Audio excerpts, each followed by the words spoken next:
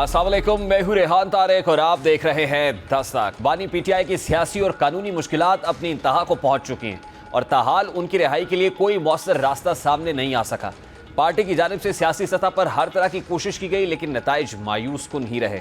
PTI के इदारों पर तनकीद, बयानिया साजी, अवामी एहतजाज और बैन अल-अक़वामी सतह पर हमदर्दी हासिल करने की तमाम तर कोशिशें बज़ाहिर नाकाम हो चुकी हैं। पीटीआई ने मुजाहिरों, लॉन्ग मार्चेस और जलसों के जरिए हुकूमत पर दबाव डालने की कई कोशिशें की लेकिन ये तमाम इक़दामात वक्ती जज्बात तो उभार सके लेकिन इनका कोई अमली फ़ायदा नहीं हो सका। फिर इसी तरह तहरीक इंसाफ ने अमेरिका में मौजूद हलकों से मदद की उम्मीद बांधी, यहाँ तक कि डोनाल्ड ट्रंप के दोबारा बरसर इक़्तिदार पर आने पर पीटीआई के लिए मुमकिन रियायतों की अफवाहें भी गर्म हुई लेकिन वक्त ने यह साबित किया कि ये तवक्कुआत गैर हकीकी थी। इसीलिए पार्टी को न दाखिली तौर पर कोई फ़ायदा मिला और न ही खारजी सतह पर हिमायत हासिल हो सकी। अब शायद यही वजह है कि इन तमाम सियासी कोशिशों के नाकाम होने के बाद बानी पीटीआई ने अमरीका से उम्मीदें वाबस्ता कर ली। मीडिया रिपोर्ट्स के मुताबिक अमरीका में मुकीम पाकिस्तानी डॉक्टर्स और ताजरों का एक वफ्द अडियाला जेल में बानी पीटीआई से मुलाकात के लिए कोशा दिखाई दे रहा है और इस वक्त को खामोश सफारतकारी के जरिए मुमकिन रिलीफ की कोशिश के तौर पर देखा जा रहा है। ज़राए के मुताबिक बानी पीटीआई इस वक्त की पाकिस्तान में मौजूदगी से आगाह है और उनसे मुलाकात के लिए आमादा है। ये वक्त गुज़श्ता हफ्ते से मुल्क में मौजूद है लेकिन अभी तक इस वक्त की इस्लामाबाद में किसी अहम ओहदेदार से मुलाकात नहीं हुई है। ज़राए के मुताबिक ये वक्त पहले भी चंद माह कबल पाकिस्तान आया था और उस वक्त भी बानी पीटीआई और सीनियर सरकारी शख्सियात से मुलाकात की थी। मीडिया रिपोर्ट्स के मुताबिक उस वक्त भी कोशिश की गई थी कि बानी पीटीआई के लिए किसी मुमकिन रिलीफ का रास्ता निकाला जाए लेकिन उस वक्त भी कोई खातिर खा पेशरफ नहीं हो सकी थी। यही वजह है कि अमरीकी डॉक्टर्स और ताजरों के वफ्द की एक मरतबा फिर पाकिस्तान आमद से कयास आराइयाँ शुरू हो गई हैं कि बानी पीटीआई के मुस्तकबिल का राज किया जा रहा है, वो भी ऐसे हालात में जब बानी पीटीआई को सियासी और कानूनी मैदान में कोई बड़ा ब्रेक थ्रू नहीं मिल सका और इस ब्रेक थ्रू के ना मिलने की वजह पीटीआई की पॉलिसी में तसलसल ना होना है। खुसूसी तौर पर इदारों के साथ टकराव की कैफियत ने तहरीक इंसाफ की मुश्किलात को मजीद बढ़ाया है। मीडिया रिपोर्ट्स के मुताबिक इस्टेब्लिशमेंट पर मुसलसल तनकीद, ऑनलाइन मुहिम्मात और बैरून मुल्क से लॉबिंग की कोशिशों ने मुबैना तौर पर कशीदगी को मजीद बढ़ा दिया है और यही वजह है कि इस्टेब्लिशमेंट ने इस बात का पुख्ता इरादा कर लिया है कि वो सियासी जमातों के साथ बराह रास्त बातचीत नहीं करेगी। इसकी बजाय सियासी कुव्वतों से कहा गया है कि वो अपने मामला आपस में हल करें और ज़राए के मुताबिक पार्टी के अंदर बानी पीटीआई के लिए किसी न किसी तरह से रिलीफ के हुसूल को यकीनी बनाने के लिए मोहतात इक़दामात करने के मुतालबात सामने आ रहे हैं लेकिन पीटीआई को कहा गया है कि वो सियासी कशीदगी के हवाले से नए मरहले की तैयारी करे। ये कशीदगी बार बार दोहराई जा रही है लेकिन इससे कोई फ़ायदा नहीं हो रहा। अब देखना यह है कि अमेरिका में मुकीम पाकिस्तानी डॉक्टर्स का वफ्द बानी पीटीआई को रिलीफ दिला सकेगा। ज़ाहिर है अगर ये वफ्द बानी पीटीआई से मिलता है तो यकीनी तौर पर उन्हें इस्टेब्लिशमेंट के साथ ताल्लुकात को बेहतर करने पर जोर दिया जाएगा। दिलचस्प बात यह है कि बानी पीटीआई खुद इस वफ्द से मिलना चाहते हैं जो इस बात की दलील है कि बानी पीटीआई अपने लिए रास्ता तलाश करना चाहते हैं और बज़ाहिर यह तासुर भी उभर रहा है कि वो इस्टेब्लिशमेंट से मुज़ाकरात के जरिए जेल की सलाखों से बाहर आना चाहते हैं। गुज़श्ता रोज़ अलीमा खान का इस्टेब्लिशमेंट से बातचीत करने का कहना इस बात की तरफ इशारा करता है कि बानी पीटीआई ये समझ चुके हैं कि अगर उन्होंने सियासी मुस्तकबिल को बचाना है तो फिर बातचीत में वाहिद ज़रिया है, वाहिद आफियत है जिसके ज़रिए वो अपनी सियासी उलझनों को सुलझा सकते हैं। और बानी पीटीआई का अमेरिका में मुकीम पाकिस्तानी डॉक्टर्स और ताजरों से मुलाकात पर रजामंदी ये भी बताती है कि बानी पीटीआई को अब अपनी पार्टी की आदत से कोई उम्मीद बाकी नहीं रही। लेकिन ये सवाल अपनी जगह मौजूद है कि क्या ये वफ्द इदारों और हुकूमत को कायल कर सकेगा और उससे भी बढ़कर सवाल ये है कि क्या इस वफ्द के पास ये मैंडेट है कि वो मुल्की मामलात में मुदाखलत करे और अगर तहरीक इंसाफ इस वफ्द को मुल्की मामलात में मुदाखलत करने का कहता है तो इस वजह से इदारों और तहरीक इंसाफ में और भी ज़्यादा तनाव आ सकता है। हुकूमत पर प्रेशर होगा, इस्टेब्लिशमेंट पर प्रेशर होगा, मामलात को बेहतर अंदाज में इफेक्टिवली मनवाया भी जा सकता है और ज़ाहिर है जब मुज़ाकरात होते हैं या कोई शर्तें रखी जाती हैं तो फिर पोजीशन ऑफ स्ट्रेंथ देखी जाती है। अगर आप पोजीशन ऑफ स्ट्रेंथ पे आके मामलात को हल करते हैं तो आप ज़्यादा चीज़ें ले सकते हैं। ज़ाहिर है इस वक्त देने वाले गिविंग एंड पे कौन है, इस्टेब्लिशमेंट है या हुकूमत है और हुकूमत के साथ मुज़ाकरात किसी हद तक बढ़े भी, कमेटीज़ बनी भी लेकिन फिर ज़ाहिर है वो मामला बीच में रह गया। अब इस्टेब्लिशमेंट बरमला कह रही है, वाज़ेह कर रही है कि हमारे पास बातचीत का मैंडेट नहीं है, सियासी कुव्वतें आपस में मिल के बात करें। पाकिस्तान तहरीक इंसाफ को रीडायरेक्ट किया जा रहा है टूवर्ड्स गवर्नमेंट कि आप गवर्नमेंट से बात करें लेकिन अभी ये जो अमरीकी डॉक्टर्स और ताजरों पे मबनी वफ्द आया है इसको भी पसे पर्दा सफारतकारी के ज़ुमरे में ही देखा जा रहा है कि शायद यहाँ से कोई दाल गल सके और शायद ज़ाहिर है कि इस वक्त जो है ना तो हुकूमत को कोई ख़ास ज़रूरत है ना ही इस्टेब्लिशमेंट को ज़रूरत महसूस कर रही है, वो खासे कंफर्टेबल दिखाई देते हैं।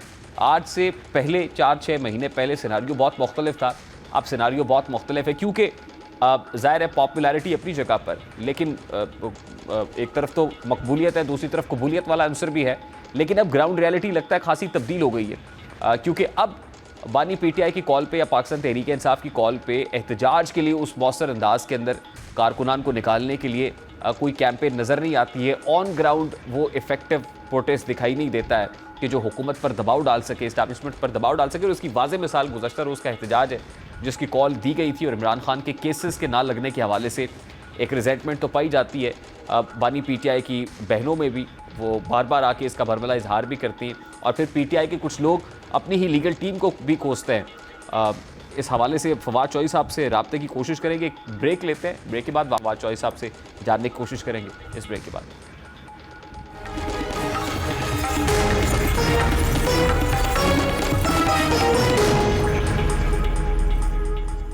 इस वक्त साबिक वफाकी वजीर पाकिस्तान तहरीक इंसाफ के रहनुमा फवाद चौधरी साहब हमारे साथ मौजूद है। अस्सलाम वालेकुम फवाद चौधरी साहब, बहुत बहुत शुक्रिया आपके वक्त के लिए। अमरीकी डॉक्टर्स का एक वफ्द एक बार फिर पाकिस्तान में, आज से चंद रोज़ पहले भी पाकिस्तान आए थे, बानी पीटीआई से मुलाकात भी हुई थी, इसको बैकडोर डिप्लोमेसी के ज़मन में देखा गया। अब एक बार फिर बानी पीटीआई रजामंदी का इजहार कर रहे हैं, मिलना चाहते हैं। बात पहले इस्टेब्लिशमेंट से फ्लेक्सिबिलिटी दिखाई दी गई कि बात होगी, इस्टेब्लिशमेंट ने इनकार कर दिया, हुकूमत से बातचीत की कोशिश हुई, ब्रेक थ्रू नहीं हो सका, तो बात अब अमरीकी डॉक्टर्स पे आ गई फवाद साहब। पहली बात तो ये कि मुझे लग रहा है कि डॉक्टर्स का वफद वगैरह तो कोई नहीं है। दो लोग हैं जरूर जो पहले भी मिलते खान साहब से दोबारा मिलने की कोशिश कर रहे हैं। तो हतमी बात जो है वो नहीं हुई और मुझे लगता नहीं कि मुलाकात हुई। लेकिन बहरहाल बात यह है कि समझता हूँ कि जो पीटीआई का जो मौकफ है वो यही है कि आप एस्टेब्लिशमेंट से बात करें, क्योंकि हुकूमत जो है वो कुछ रिलीफ देने की पोजीशन में नहीं है। पहले जब ये हुआ ये था कि जब मीडिया ने कहा कि आप बात करें हुकूमत से बातचीत शुरू हुई, लेकिन आपने देखा कि कमेटी की मीटिंग ही नहीं करा सकी हुकूमत। उसकी वजह से खान साहब को ये तासुर हुकूमत जो है वो बिल्कुल ही पावरलेस है, तो इसलिए वो कहते हैं कि एस्टेब्लिशमेंट से बात हो तो बेहतर है। लेकिन बहरहाल अल्टीमेटली इसमें गवर्नमेंट भी शामिल हो सकती है, को तरीकाकार बनाना पड़ेगा हुकूमत को और पीटीआई। साहब, बानी पीटीआई का मौक़िफ़ अपनी जगह पे, लेकिन एस्टैब्लिशमेंट का भी तो एक मौक़िफ़ है और वो लगता ही है कि प्रिंसिपल पोजीशन यही है कि आप हुकूमत से बात करें। एस्टैब्लिशमेंट तो बात करने को तैयार नहीं है। देखिए ऐसे है नहीं ना, मिसाल के तौर के ऊपर जब पिछली दफा बातचीत शुरू हुई थी तो फिर एस्टैब्लिशमेंट हुकूमत को थोड़ा एम्पावर करती ना। अगर आपने उनको इतना इख्तियार दिया था और आपने कहा कि एस्टैब्लिशमेंट जो है ये जो पॉलिटिकल पार्टीज हैं ये आपस में बातचीत करें, तो फिर राना साउल्ला ने, इरफान सदीकी ने, अयाज सादिक साहब ने, इसाक डार साहब ने, उन्होंने क्या कोशिश नहीं कर ली कि वो एक मीटिंग करवा सके इमरान खान की और पीटीआई की टीम की। एस्टेब्लिशमेंट ने वो मीटिंग नहीं होने दी। और सवाल ये है कि ये कहना कि आप पॉलिटिकल पार्टी से बात करें और पॉलिटिकल पार्टी बेचारी कितने औकात ना हो कि वो prime minister, deputy prime minister, speaker, advisers, minister जो है वो कोशिश करते हैं वो एक जनरल साहब उनकी मुलाकात ना होने दें, तो वो कैसे चलेगा। लेकिन सर फ्रैंकली स्पीकिंग अब तो हुकूमत भी कंफर्टेबल पोजीशन में नज़र आती है और इस्टेब्लिशमेंट भी खासी कंफर्टेबल पोजीशन में नज़र आती है कंपैरेटिवली। आज से अगर आप 4-5-6 महीने पहले की बात करें तो मामलात मुख्तलिफ थे। अब आपको नहीं लगता ग्राउंड रियलिटीज तब्दील हुई हैं? ग्राउंड रियलिटी तो वही है। इमरान खान जो है वो सबसे पॉपुलर लीडर है, पाकिस्तान की सियासत में खला भी मौजूद है। सिर्फ एक इवेंट हुआ है जिसके नतीजे में ये तासुर जो है वो आपको लग रहा है। एक और इवेंट होगा वो तासुर वापस आ जाएगा। तो ये तो मुस्तकिल मुल्क इस तरह तो नहीं चलते। आपको अगर मुल्क जो है वो प्रॉपर चलाने हैं तो आपको सिस्टम्स बनाने पड़ते हैं। सिस्टम तो पाकिस्तान में है नहीं। हम तो रोज बरोज एक डार्क अफ्रीका का मुल्क बनते जा रहे हैं जिसमें ना आइन रह गया है, ना कानून रह गया है, जुडिशरी जो है वो मुकम्मल खत्म हो गई है। तो ये इस तरह से मुल्क तो फिर स्टेट्स जो है उसको बड़े चैलेंजेस में चले जाते हैं, जैसे हमारे सामने अफगानिस्तान में हुआ है या अफ्रीका में बेशुमार मुल्क इस तरह के फेज से गुजरे। ऐसा मुल्क तो ज़ाहिर नहीं हम चाहते ना। जी सर, आप कह रहे हैं कि बानी पीटीआई पॉपुलर लीडर है। अभी गुज़श्ता रोज़ देखिए तहरीक इंसाफ ने एहतजाज की कॉल दी थी, कितने लोग बाहर आए, कितना मौसर एहतजाज पीटीआई ने कर लिया। खुद पीटीआई के अपने अंदर जो डिफरेंस ऑफ ओपिनियन इतना ज़्यादा है कि मीडिया पे आके स्टेटमेंट्स ही फ़र्क होते हैं, मुख्तलिफ होते हैं। एक कहता है एस्टैब्लिशमेंट से बात करेंगे, दूसरा कहता नहीं मुफाहमत नहीं, तीसरा कहता नहीं मज़ामत से बात निकलेगी। तो पीटीआई के पास ऑप्शन है क्या sir at this point in time? PTI की पॉलिटिक्स में तो मसाइल है, इसमें तो कोई शुबा नहीं, आप ठीक कह रहे। लेकिन एहतजाज की बात जहाँ तक है, वो देखिए ना, वो मिलिटेंट पार्टी तो नहीं है ना कि बंदूकें लेके निकल आएगी और जो आगे पुलिस है या अथॉरिटीज हैं वो उनको गोलियां मारें, तो वो फिर एहतजाज उस तरह तो नहीं कर सकते। जाहिर है उन्हें स्पेस मिलेगी तो वो पॉलिटिक्स कर सकेंगे, नहीं मिलेगी तो नहीं कर सकेंगे। दूसरी तरफ ये बात जरूर है कि उनकी अपनी जो पॉलिटिक्स है या जो स्पेशली मौजूदा लीडरशिप है, इसके पास कोई स्ट्रेटजी नहीं है और ये रोज टामक टोलियां मार रहे हैं। एक दिन एक बात होती है, दूसरे दिन दूसरी बात होती है, जिसकी वजह से जो आम कारकुन है वो भी मायूस हुआ है। और इमरान खान को मौजूदा लीडरशिप के ऊपर फैसला लेना पड़ेगा। मेरी तो जब मुलाकात हुई थी, कल मैं कहा था कि इनको अगर आपने मजीद आजमाना है आप मजीद आजमान है। कभी एक और तहरीक का उन्होंने कहा है, ये चला लें, देखें इनसे, लेकिन मेरी अपनी राय में इन तिलों में कोई तेल नहीं। तो सर फिर मामला, अगर तहरीक नहीं चला सकते और कैपेबिलिटी नहीं, इन तिलों में तेल नहीं है, तो कोई ज़ाहिर मोमेंटम तो नहीं बन सकता। तो फिर पीटीआई के पास ऑप्शन क्या बचता है? क्या मज़ामत इख्तियार करनी चाहिए या रास्ता मफामत से निकलेगा? नहीं देखिए, नहीं, सबसे पहली बात तो यह है कि आप अपोजिशन अलायंस नहीं बना सके। आप अकेले खड़े हैं अपोजिशन के अंदर, ये एक बहुत ही बड़ा सेटबैक है पीटीआई की पॉलिटिक्स को। फिर उसके बाद आप देखें, दबाव, इंटरनल प्रेशर जो है वो सिर्फ डी चौक में आना ही नहीं होता, और भी बड़े तरीके हैं दबाव बढ़ाने के। केपी में आपकी गवर्नमेंट है, आपके पास कोई इनोवेशन नहीं है, दबाव नहीं बढ़ा सके। फिर एक्सटर्नल जो आपकी लॉबी थी उसको आप जो है वो नहीं उस तरह से यूज कर सके। सो पीटीआई की जो बाहर बैठे हुए लीडरशिप है तो उसने तो कुछ भी नहीं किया। तो मेरे ख्याल में सबसे पहले तो पीटीआई को एक पोजीशन अलायंस बना के उसके ऊपर जोर देने की जरूरत है, ताकि वो आगे मुज़ाकरात की तरफ भी बढ़ सके और मुज़ामत की तरफ भी बढ़ सके। बहुत बहुत शुक्रिया फवाद चौधरी साहब हमारे साथ मौजूद थे। एक ब्रेक लेते हैं, ब्रेक के बाद वापस आएंगे। 28 मई यौम तकबीर है और यौम तकबीर पर हुकूमत पाकिस्तान का एक ख़ास पैगाम, आज़म पाकिस्तान का क्या पैगाम है। 28 मई को ज़ाहिर हमने एटमी धमाके किए, न्यूक्लियर स्टेट बना पाकिस्तान, लेकिन अब वे फॉरवर्ड क्या है, इस बात करेंगे इस ब्रेक के बाद। हमारे साथ है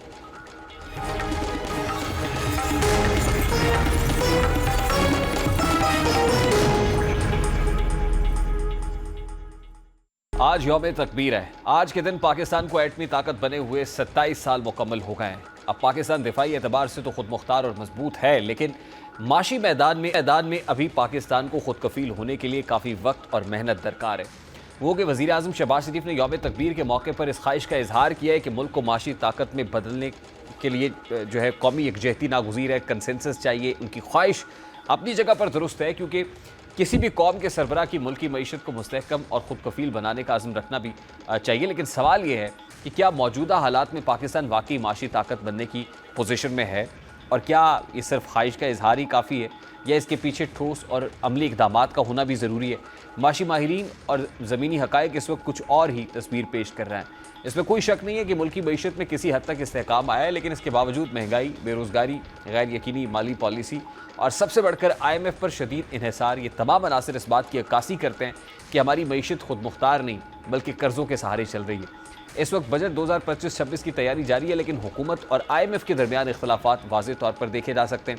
हुकूमत की जानिब से तनख्वाहदार तबके को टैक्स में रिलीफ, रियल इस्टेट सेक्टर को बरात और सरकारी अखराजात में कमी जैसे इकदाम तजवीज़ किए जा रहे हैं, जिन पर IMF ने सख्त तशवीश का इजहार किया है। IMF का मौक़िफ़ यह है कि इन इकदाम से मुल्क के बजट में एक बड़ा खसारा पैदा होगा, जिससे मईशत मज़ीद कमज़ोर होगी। IMF का कहना है कि अगर हुकूमत रेवेन्यू बढ़ाने के लिए ठोस इकदाम नहीं करती और सिर्फ रिलीफ पैकेजेस पर इन्हिसार करती है, तो एक कर्ज प्रोग्राम ख़तरे में पड़ सकता है। ये सूरत हाल इस बात का सबूत है कि हमारी मईशत इस वक्त खुद मुख्तार नहीं बल्कि पॉलिसी कंट्रोल की हालत में है। अब जहाँ फ़ैसले मुल्क के अंदर से नहीं बल्कि IMF के मुतालबात की बुनियाद पर किए जा रहे हैं, इस वक्त मुल्क का टैक्स नेट इंतहाई महदूद है। सिर्फ तनख्वाहदार और रजिस्टर्ड कारोबारी इदारे ही बाकायदगी से टैक्स अदा कर रहे हैं, जबकि ज़राअत, रियल इस्टेट और फिर रिटेल जैसे शोबे, बड़े शोबे या तो टैक्स नेट से बाहर हैं या फिर बहुत मामूली टैक्स देते हैं। और ऐसे में वज़ीर मोहम्मद औरंगज़ेब ये इंदिया दे रहे हैं कि आइंदा बजट में दलेराना इकदामात और स्ट्रक्चरल रिफॉर्म्स किए जाएंगे। इस वक्त माहिर इक़्तिसादी अमूर डॉक्टर खाकान नजीब साहब ने भी ज्वाइन किया है। अस्सलाम वालेकुम डॉक्टर साहब, बहुत बहुत शुक्रिया आपके वक्त के लिए। डॉक्टर साहब, यौम तकबीर है, पाकिस्तान न्यूक्लियर स्टेट है, बहुत खुशाइंद है और ज़ाहिर है हमारा दिफा नाकाबिल तस्खीर है, लेकिन दूसरी तरफ मुल्क को इकनॉमिक डोमेन के अंदर बेहतर करना, ये इस ख्वाहिश का इजहार वज़ीर आज़म पाकिस्तान भी कर रहे हैं। ख्वाहिशें अपनी जगह पर, लेकिन ज़ाहिर अमली इक़दामात भी उठाए जाने चाहिए। एक ऐसे वक्त में जब पाकिस्तान बजट पेश करने जा रहे हैं, बजट 2025-26 जो है हुकूमत पाकिस्तान पेश कर रही होगी, तो ऐसे मौके पर आपको क्या लगता है कि किस कदर स्पेस होगी हुकूमत के पास एक आम आदमी को देने के लिए, या फिर जो IMF कंडीशंस लागू कर रहा है, सख्त से सख्त शराइत जो है वो दे रहा है, और जाहिर है उसको तो इस कर्ज प्रोग्राम को बचाना भी है, तो फिर IMF का दिया गया बजट होगा ये?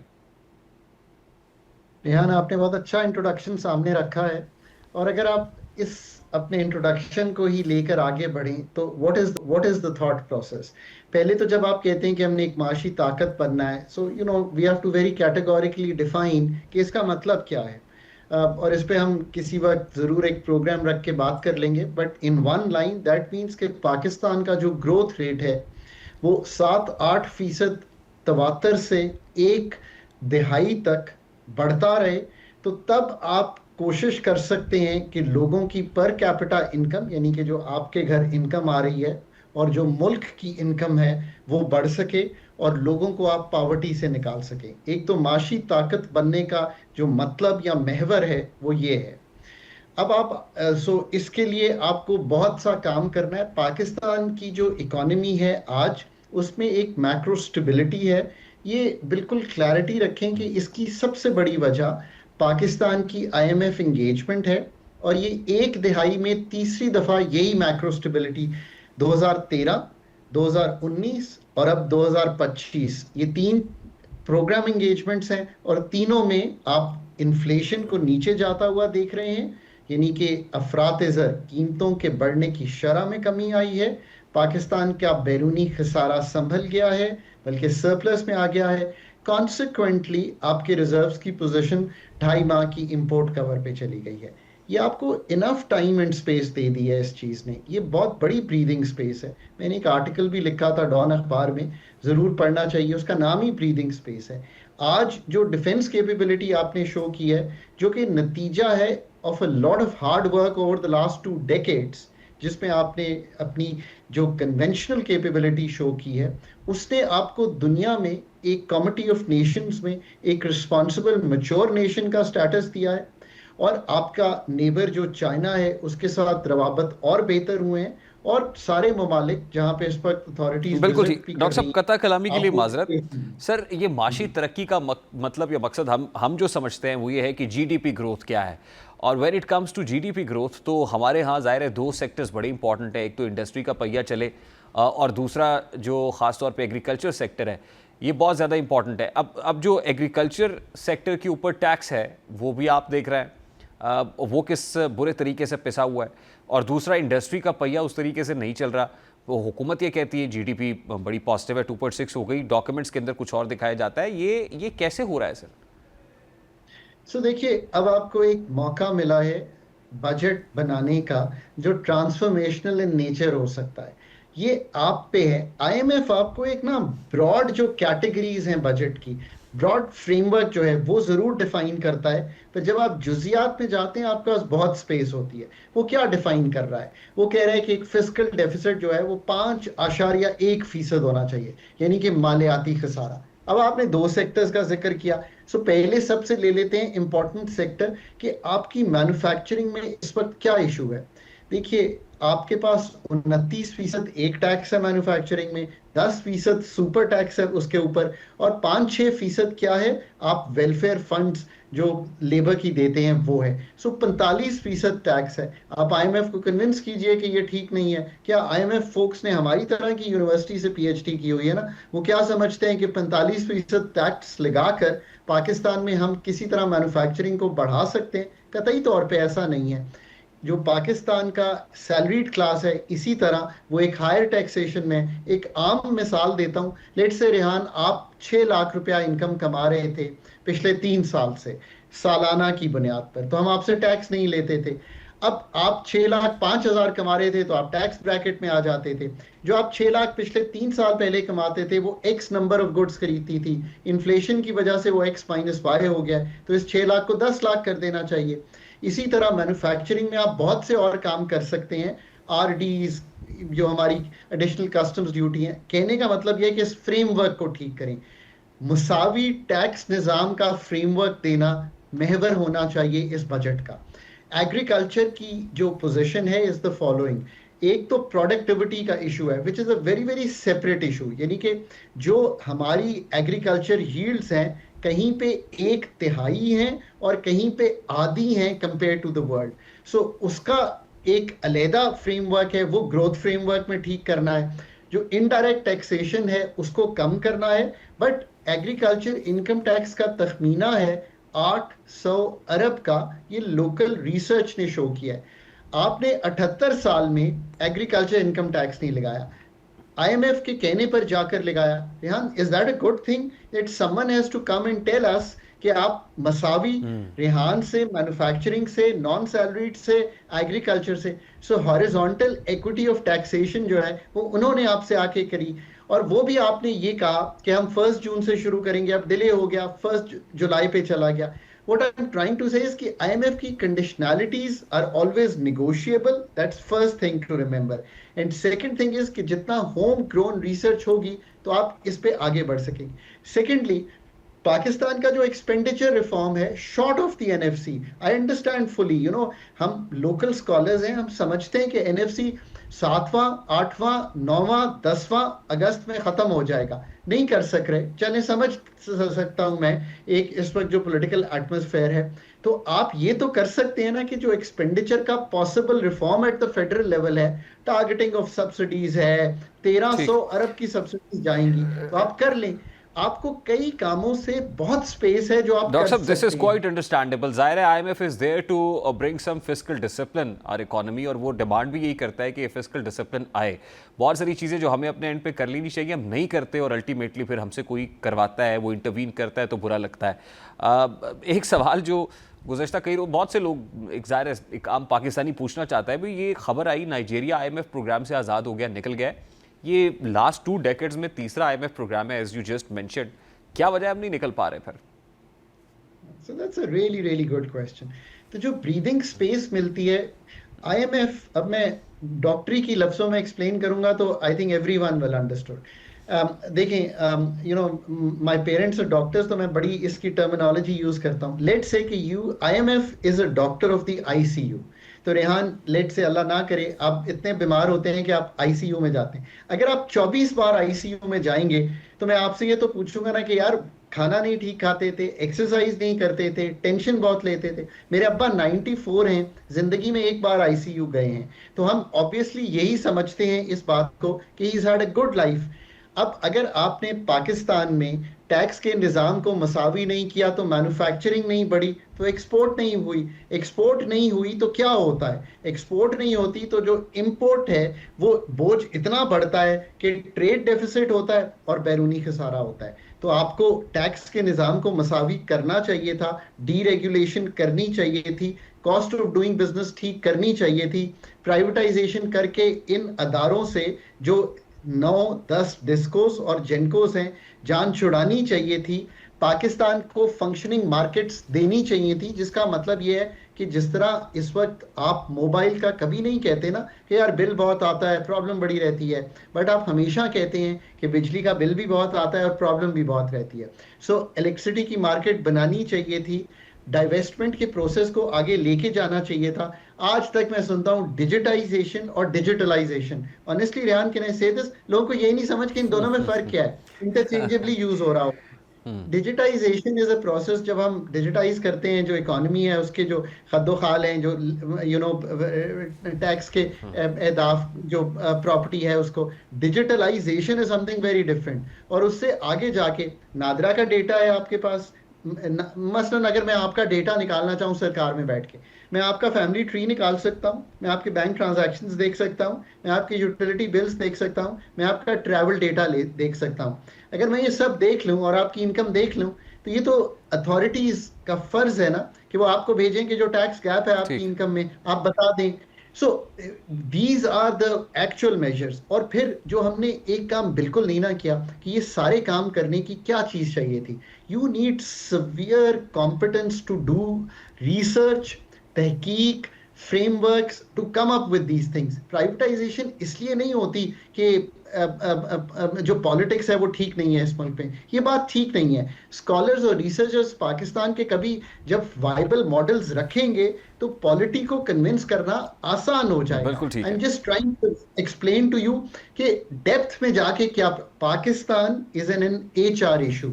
जब तक उस HR को, और ये मैं पब्लिक सेक्टर का नहीं कह रहा, प्राइवेट सेक्टर में क्या होता है, this is truly truly important, बहुत कम लोग बात, आप $1 बिलियन कंपनीज क्यों नहीं बनाते? इसलिए कि आप आज तक owner run companies which are private and not even public limited based on the stock exchange और ऑफरिंग शेयर कैपिटल, आप वो करते नहीं है, and they are inward looking, because हमने इकोनॉमी के टैरिफ का स्ट्रक्चर इस तरह रखा हुआ है कि सबको एडवांटेज है कि पाकिस्तान की 25 करोड़ आवाम को बेच लें, पर दुनिया में एक गाड़ी बेचने के काबिल ना हो। मोबाइल फोन असेंबल कर लें, रेहान और खाकान को बेचते रहें, पर दुनिया में बेचने के काबिल ना। You can now understand why are we in a fund program. बिल्कुल सही डॉक्टर साहब, बहुत ही साथ आपने समझा दिया और बड़े आसान अल्फाज में डॉक्टर खाकान नजीब हमारे साथ मौजूद थे। और जाहिर है वो बात बिल्कुल दुरुस्त है, ICU में तब आप जाते हैं जब आपका अपना लाइफस्टाइल ठीक नहीं होता है, और जाहिर है जब हमारा इकोनॉमिक लाइफस्टाइल ठीक नहीं होगा तो हमें फिर बार बार IMF के पास जाना ही पड़ेगा। और यही वजह है कि हम आज गुज़श्ता 2 दहाइयों में तीसरे IMF प्रोग्राम को भुगत रहे हैं। एक ब्रेक लेते हैं, ब्रेक के बाद वापस आते हैं।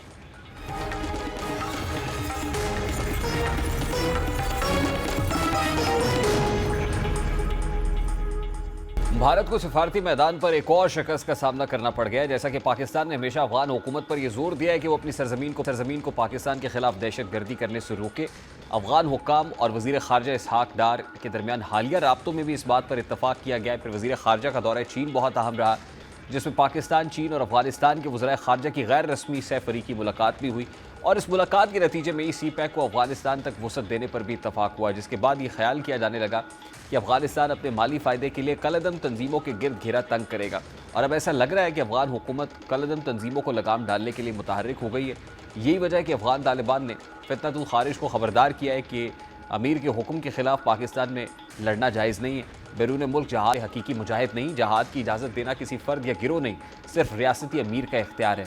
रियासती क़यादत के हुक्म के बावजूद पाकिस्तान जाना दीनी नाफरमानी है। काबुल पुलिस हेडक्वार्टर्स में पासिंग आउट परेड से खिताब करते हुए अफगान तालिबान के कमांडर सईदुल्लाह सईद ने इस हवाले से क्या कहा है, ज़रा उसकी एक झलक आपको दिखाते हैं। अफगान तालिबान को भी संजीदगी से अब इस बात का एहसास हो रहा है कि दुनिया से कट कर वो नहीं रह सकते हैं। ज़ाहिर है सफारती सतह पर भी उनको अपने आप को मजबूत करना होगा, और दोहा पीस एग्रीमेंट के अंदर जो यकीन दहानी कराई गई थी कि वो अपनी सरजमीन को किसी दूसरे मुल्क के खिलाफ इस्तेमाल नहीं होने देंगे, अब वक्त आ गया है कि उस एग्रीमेंट की पासदारी की जाए। प्रोग्राम के वक्त अपने इख्तिताम को पहुँचा, आपसे मुलाकात होगी इंशाल्लाह। कल अपना रखिए ख्याल। अल्लाह हाफ़िज़।